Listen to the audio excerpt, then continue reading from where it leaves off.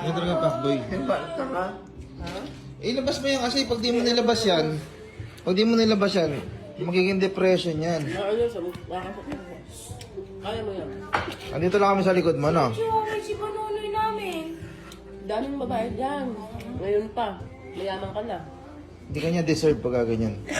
Vlogger ka Sige, na. iyak mo. Mas maganda yan. Magpapagaling kunin, bes. Maganda Ah, yan. madidepress ka.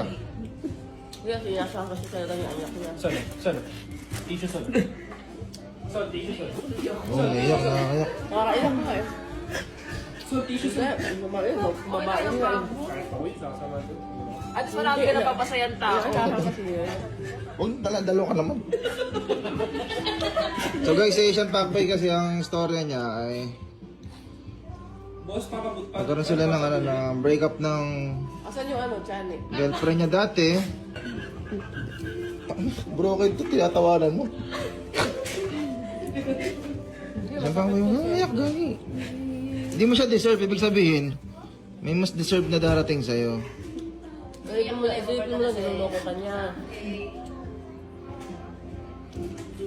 So guys, yung kwento nito si Asian Fuckboy eh, akala niya siya yung ama nung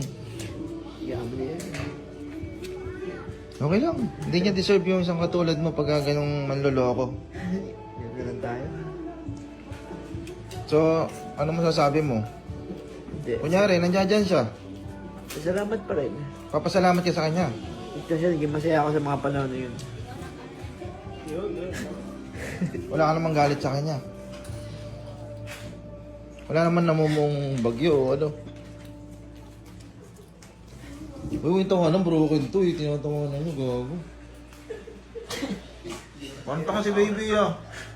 Kaibigan tayo, tas... Basta ako, pinsang buo mo ako, andito.